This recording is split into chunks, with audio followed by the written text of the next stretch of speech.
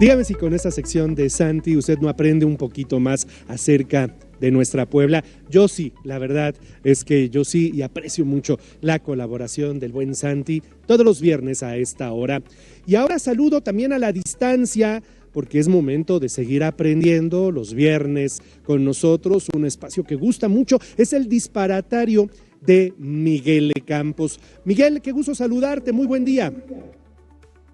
¿Qué tal, Juan Carlos? ¿Cómo estás? Pues sí, a la distancia, pero con mucho calor aquí en el estudio también. Muy contento, listo para nuestro disparatario de hoy.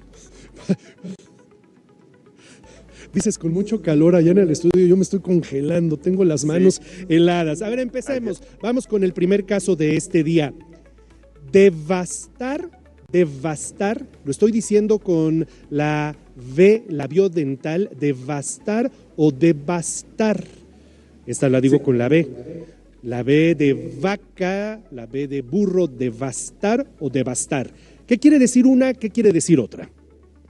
Sí, Juan Carlos, las dos valen, las dos existen, no tienen ningún problema. La dificultad estriba en que a veces se emplea una en lugar de otra. Ahora que pasó la temporada de lluvias, por ejemplo, por ahí escuchamos decir que la lluvia había devastado los cultivos.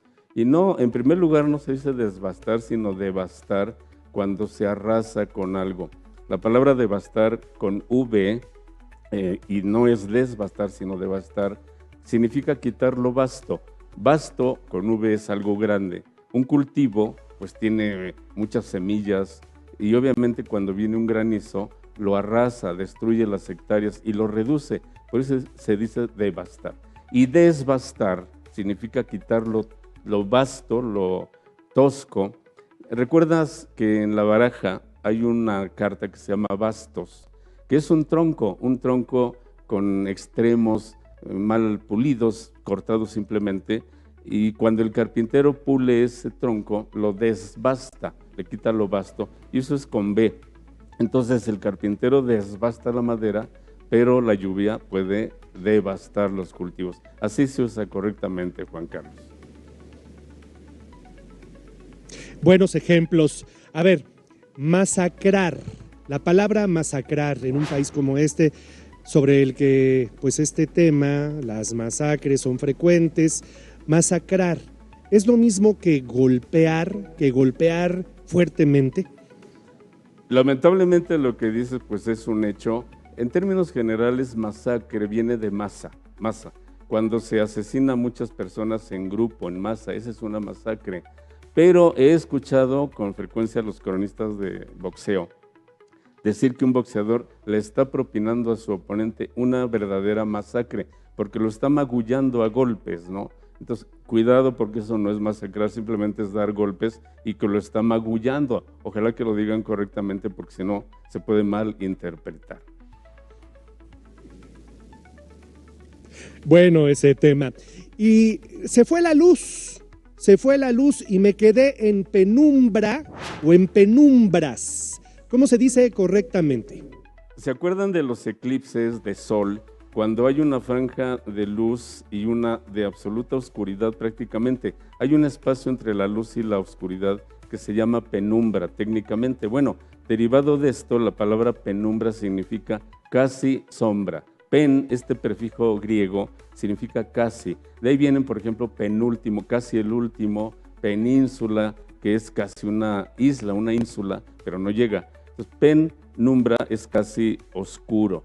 Podemos decir que estamos en penumbra, en singular, o también en penumbras, un poquito en sentido figurado. Ambas son válidas, pero no hay que confundir con otra palabra que se malusa, que es semipenumbra. Es una redundancia, es un disparate decir semipenumbra, porque penumbra ya significa por sí sola casi sombra.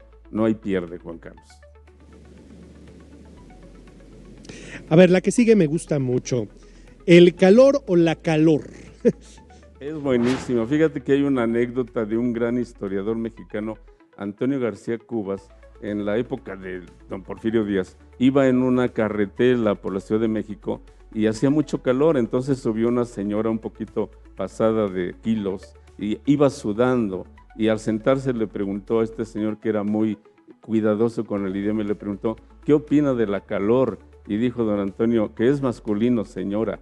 Efectivamente, Juan Carlos, es el calor. En algunas regiones, como un modismo regional, dialectal, dicen la calor y también es válido, pero lo común en el idioma, digamos, académico es el calor. ¿Recuerdan esa versión de la mar oceana, como decía Cristóbal Colón?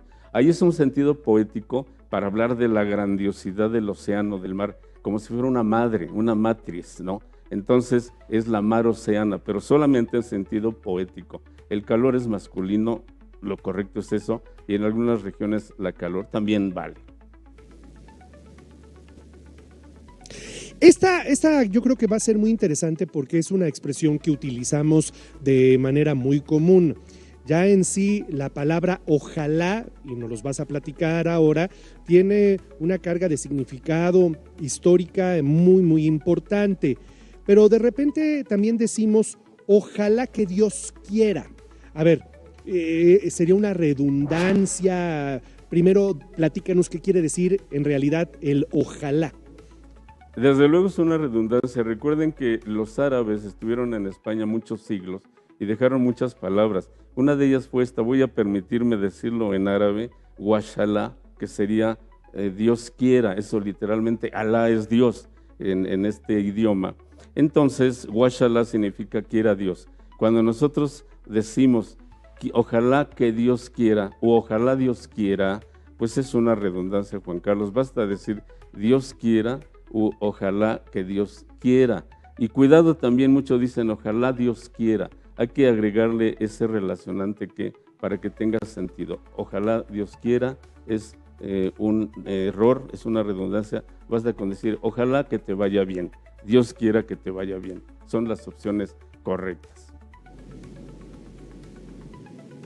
Ojalá, es decir, que Dios, que Alá quiera que eso pase. Buena explicación. Me queda un minutito, Miguel. Hay una expresión, también es relativamente común, hablar de la victoria pírrica. ¿Qué es una victoria pírrica? ¿De dónde viene esta expresión?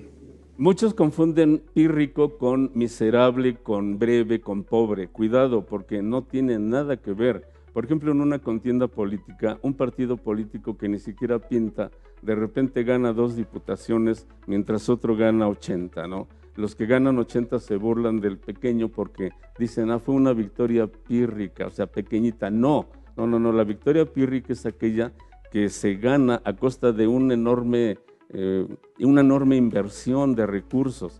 Viene de una historia griega, había un general que se llamaba Pirro, que peleó una vez contra los romanos, y 20,000 hombres de Pirro, de este rey de un lugar que se llamaba el Epiro, y ganó la batalla, pero cuando le dijeron el parte militar, ganamos, pero perdimos la mitad de los hombres, Pirro exclamó, con otra victoria como esta estoy perdido. Entonces, victoria pírrica se refiere a Pirro y quiere decir que tú ganas de acuerdo, pero con una enorme pérdida, así que es muy relativa a una victoria pírrica, Juan Carlos. Pero no la confundan con algo pobre o miserable. Cuidado, nada que ver.